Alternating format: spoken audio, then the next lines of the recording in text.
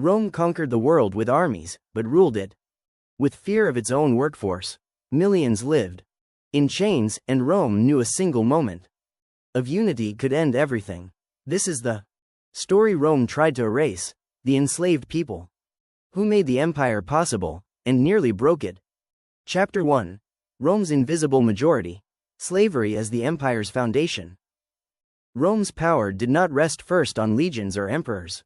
It rested on people who could not refuse orders.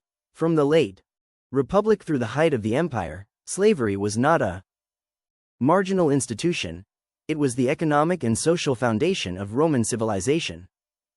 By the 1st century CE, historians estimate that between 1/4 and 1/3 of the population of Italy was enslaved. In the city of Rome itself, enslaved people were everywhere and nowhere at once, cooking meals, carrying water, cleaning streets, tutoring children, managing estates, and extracting wealth from mines and farms that free citizens rarely touched. Roman conquest fed this system. Wars in Gaul, Greece, Hispania, North Africa, and the Eastern Mediterranean delivered hundreds of thousands of captives into markets where human beings were priced, branded, and redistributed across the empire. Entire industries depended on coerced labor. Latifundia, vast agricultural estates, relied on chained workers. State-run mines consumed enslaved lives at a pace so lethal that replacement was cheaper than survival. Even the imperial bureaucracy used enslaved clerks and administrators to keep records, manage finances, and transmit orders. And yet, Rome's monuments tell a different story. Triumph arches celebrate generals, not the laborers who quarried the stone. Inscriptions preserve elite names while enslaved people appear only as property, if they appear at all. Most left no written trace, not because they did nothing, but because the system was designed to erase them. This raises a central contradiction. Rome called itself a civilization of law and order, but its stability depended on millions living without legal personhood. An empire built on coercion could function, but it was never truly secure. Chapter 2: Life without personhood. Daily control, fear, and erasure under Roman law. Enslaved people were not recognized as persons. They were classified as res, things, alongside land, tools, and livestock. This legal framework was explicit and uncompromising. An enslaved person could not marry legally, could not own property, could not testify in court except under torture. Any protection they received came not from rights, but from the discretion of their owner. The law did not ask whether violence was justified. It only asked who owned the body it was inflicted upon. Control was enforced through routine punishment. Roman writers such as Varro and Columella discussed beatings, chains, and confinement as standard management practices. Branding marked escape risks. Collars engraved with return instructions have been recovered archaeologically. Silent evidence of how flight was anticipated and preemptively punished. Sexual exploitation, particularly of enslaved women, was not considered a crime. Family separation was common, as children could be sold at any time without consent or notice. Fear was not incidental, it was systemic. Owners were legally permitted to punish enslaved people for perceived disobedience, suspicion, or collective guilt. After the murder of the prefect Pedanius Secundus in 61 CE, the Senate ordered the execution of all 400 enslaved people in his household. Regardless of involvement, the decision sparked public unrest, but it was enforced. The message was clear: proximity to power increased danger, not protection. And yet, within this system, traces of humanity persisted. Enslaved people formed informal families, maintained cultural practices, and shared information despite constant surveillance. Rome worked relentlessly to suppress these bonds because identity itself was a threat. To recognize oneself as human was to recognize the injustice of the system.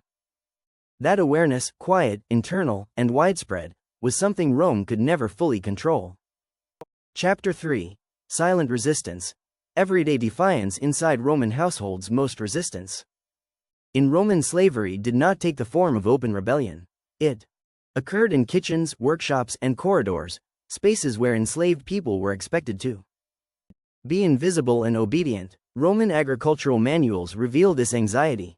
Writers like Cato the Elder warned owners about feigned illness, broken tools, and deliberate inefficiency. These were not signs of laziness. They were tactics. Slowing work, misunderstanding orders, or performing tasks poorly allowed enslaved people to reclaim small amounts of time and energy from a system designed to extract both completely. Domestic slavery created another form of leverage. Enslaved attendants, secretaries, and household managers lived in close proximity to elite families. They heard private conversations, witnessed disputes, and handled correspondence. This made them valuable and dangerous.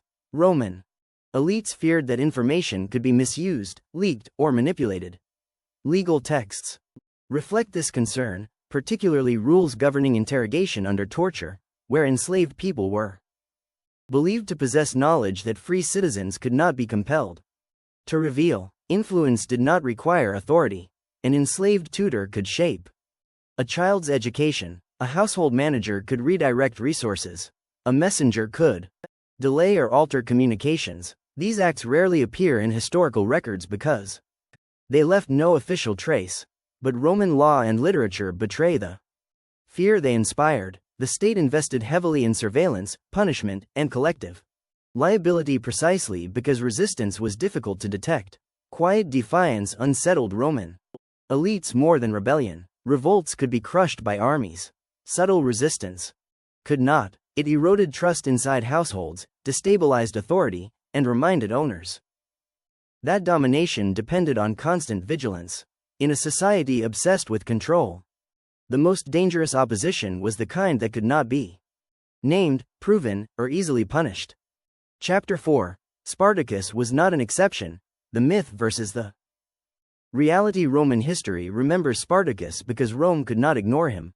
The revolt that began in 73 BCE, led by an enslaved gladiator from Thrace, grew into a force that defeated multiple Roman armies and exposed deep vulnerabilities in the Republic's military and social order.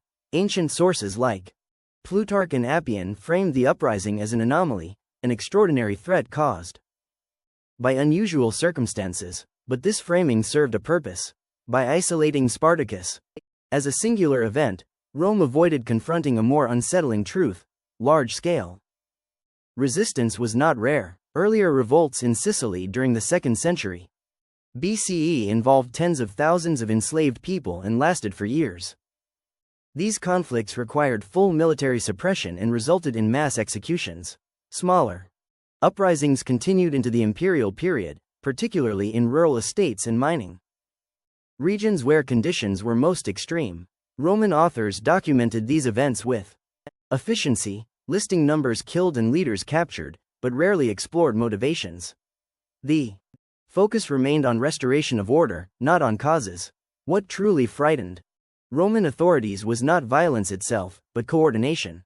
Enslaved people came from different regions, languages, and cultures, yet revolts demonstrated an ability to organize across those divisions. This threatened the central assumption of Roman slavery, that fragmentation would prevent collective identity. Laws restricting movement, communication, and assembly were responses to this fear. Spartacus was remembered because his rebellion forced Rome to acknowledge enslaved power. Others were forgotten because forgetting was safer. Revolt was treated as a symptom to be crushed, not as evidence of systemic instability. But repetition revealed the pattern. Resistance did not emerge from chaos. It emerged wherever coercion became unsustainable. Chapter 5. Weaponizing skills, educated slaves, specialists, and power leaks. Not all enslaved labor in Rome was physical. The empire also depended on skilled and educated individuals, whose knowledge could not be easily replaced. Greek-speaking captives, in particular, were valued as tutors, physicians, accountants, architects, and secretaries. Elite Roman households relied on enslaved specialists to educate children, manage estates, and maintain complex administrative systems. In many cases, these individuals were more educated than their owners. This created an uneasy dependence. Roman authors frequently warned about the risks posed by intelligent enslaved people. Seneca noted that some masters feared those who know too much, not because they lacked loyalty, but because knowledge itself created leverage. An enslaved scribe controlled records. An accountant understood finances. A secretary handled private correspondence. These positions offered access to information that shaped decisions at the highest levels of society. Historical examples illustrate this tension. Enslaved and formerly enslaved imperial administrators, particularly under the early emperors, played key roles in governance. Figures like Narcissus and Pallas, both formerly enslaved men, wielded immense influence under Emperor Claudius in the 1st century CE. Their rise provoked outrage among senators. Not because they were incompetent, but because they disrupted traditional hierarchies of power. Skill and proximity allowed them to shape policy, wealth distribution, and even succession politics. Rome responded with suspicion. Laws regulated education, limited mobility, and reinforced social boundaries even after manumission. But these measures could not eliminate reliance on expertise. Knowledge could not be chained as easily as bodies. In a system built on control, skilled enslaved people represented a quiet contradiction, proof that domination required the very intelligence it sought to suppress. Chapter 6: Women in Chains, Gendered Resistance and Survival. Enslaved women occupied the most vulnerable position in Roman society. Like all enslaved people, they were legally classified as property, but their bodies were also treated as reproductive and sexual assets. Roman law offered no protection against sexual exploitation by owners or their agents.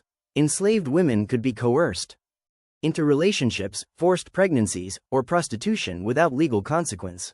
Children born to them inherited enslaved status automatically, turning reproduction itself into a mechanism of economic expansion. This vulnerability shaped distinct forms of resistance. Because open defiance was often fatal, many enslaved women resisted through survival strategies that left little documentary trace. They formed informal kin networks, shared childcare, and preserved cultural practices drawn from their places of origin. Archaeological and epigraphic evidence suggests that enslaved women played key roles in transmitting language, religion, and domestic knowledge within households, subtly influencing Roman culture from below. Motherhood could also become a site of negotiation. Owners sometimes manumitted enslaved women or their children to secure loyalty or manage inheritance arrangements. These acts were framed as generosity, but they reflected the leverage created by emotional and social bonds that Rome officially denied. Refusal, whether through avoidance, self-harm recorded in legal cases, or withdrawal from expected roles, was another form of resistance, though rarely acknowledged by ancient authors. The historical record is thin because Roman writers rarely considered enslaved women worth documenting. Yet that silence is itself revealing. Systems of power tend to erase the people who expose their moral limits. Enslaved women endured the most intimate forms of domination, and in doing so, they revealed how deeply Roman authority depended not just on labor, but on control over bodies, families, and futures. Chapter 7: Punishment as Spectacle. What Rome did to make examples. Punishment in Roman slavery was never only about discipline. It was about visibility. Violence functioned as public instruction, designed to remind both enslaved and free populations where power resided. Roman law granted owners near total authority to punish enslaved people, but the most extreme penalties were often carried out publicly to maximize their deterrent effect. Whippings, branding, forced labor in chains, and execution were meant to be seen, remembered, and feared. Crucifixion occupied a special place in this system. It was reserved primarily for enslaved people and non-citizens, and it was intentionally prolonged. Victims were displayed along roads, at city entrances, or near estates as warnings. After the defeat of Spartacus in 71 BCE, Rome crucified approximately 6,000 captured rebels along the Appian Way from Capua to Rome. The message was not subtle. Collective resistance would be met with collective annihilation. Rome also practiced collective punishment within households. If an owner was murdered, all enslaved people under that roof could be executed, regardless of guilt. This policy, enforced repeatedly across the imperial period, turned proximity into liability and encouraged surveillance among the enslaved themselves. Fear was engineered to flow horizontally as well as vertically. These punishments were not signs of confidence. They were signs of anxiety. Spectacle was necessary because obedience could not be assumed. The state relied on terror to maintain order, but terror required constant reinforcement. Each execution acknowledged an uncomfortable truth: coercion worked only as long as it was visible. In this way, Roman punishment exposed the fragility beneath imperial control, revealing a system that ruled by intimidation because it could not rule by consent. Chapter 8: Freedom without safety. The dangerous afterlife of manumission. Freedom in Roman society was conditional, fragile, and closely monitored. Manumission, the legal act of freeing an enslaved person, was often presented by Roman elites as evidence of benevolence. In reality, it served the interests of the system. Freed individuals, known as liberti or liberté, did not enter society as equals. They remained bound to former owners through obligations of loyalty, labor, and political support. Roman law required freed people to provide services, attend ceremonies, and publicly acknowledge their dependence on their former masters. Social stigma followed them permanently. Freed people were excluded from holding major political office and were marked by their origins. In legal texts and inscriptions, their children could become full citizen.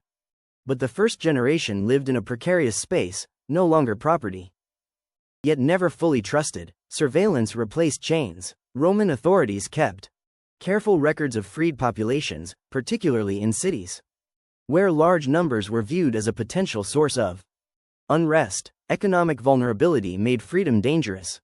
Many freed people remained in the same occupations as before, often working for their former owners out of necessity. Debt, legal pressure, or accusation could result in re-enslavement. Literary sources reveal widespread suspicion that freed people were morally unstable, ungrateful, or socially disruptive, stereotypes that justified continued exclusion. Despite these constraints, manumission mattered. It demonstrated that slavery was not a natural condition, but a legal status that could be altered. That possibility alone challenged Roman ideology. Every freed person embodied the fact that bondage was imposed, not ordained. Freedom did not dismantle the system, but it exposed its contradictions, and those contradictions haunted Roman law long after the chains were removed. Chapter 9: Why Rome remembered emperors but feared slaves. Roman history is dominated by emperors, generals, and senators because those were the figures Rome chose to remember. Enslaved people appear only at the margins, yet their presence shaped imperial policy more than Roman writers were willing to admit. Fear of enslaved resistance influenced law, policing, and punishment throughout the Republic and Empire. Restrictions on movement, bans on weapons, collective liability, and extreme penalties were not abstract legal tools. They were responses to a population Rome never fully trusted. Slave revolts forced structural change. After the uprisings in Sicily and the war led by Spartacus, Rome expanded rural surveillance and hardened responses to dissent.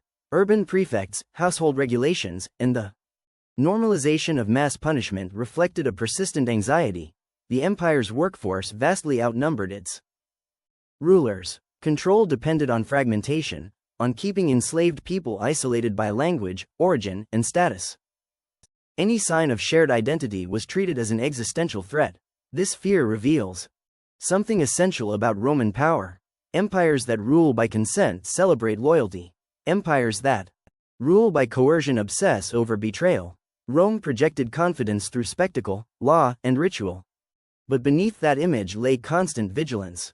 Enslaved people were not feared because they were weak. They were feared because, collectively, they sustained everything. Reframing Roman history through the enslaved experience does not diminish Rome's achievements. It clarifies their cost. Roads, aqueducts, armies, and wealth were built by people denied recognition. Rome fell centuries later for many reasons, but its dependence on coercion left it permanently unstable. Empires collapse. Resistance rarely leaves monuments, but it leaves pressure, and pressure shapes history long after names are forgotten. Epilogue: what Rome could not erase, Rome left behind laws. ruins and records designed to preserve the authority of those who ruled. What it could not fully erase were the pressures exerted by those it enslaved. Resistance did not always overturn systems, but it reshaped them. Legal reforms, surveillance practices, and punishment codes across Roman history reveal a state constantly reacting, tightening control, recalibrating fear, and adapting to the presence of an exploited majority that never fully complied. The absence of enslaved voices from surviving texts is not evidence of passivity. It is evidence of exclusion. Most enslaved people were denied literacy, legal standing, and historical recognition by design. Yet their labor sustained the empire. Their resistance constrained it, and their existence forced Rome to govern through anxiety rather than trust. Modern understanding of Rome changes when these lives are placed at the center. The empire appears less inevitable, less stable, and less unified. Its power becomes conditional, dependent on millions who had every reason to resist. History often remembers those who commanded. But empires are shaped just as much by those who endured them. Rome fell long after slavery changed form, but not after it lost meaning. The system revealed a truth that repeats across history. When power depends on coercion, it must constantly defend itself. And in that defense, it exposes its own fragility. Roman emperors left statues. Enslaved people left pressure, on laws, on power, on the system itself. Their stories were not preserved because Rome did not want them remembered. But absence is not silence. It is evidence of control. If history is usually told from the top down, this story runs in the opposite direction. It asks who paid the price for empire, and who quietly pushed back. If you want more documentaries that uncover the people history tried to erase, subscribe and stay with us. Because the past is not just what survived in stone. It's also what power tried, and failed, to destroy.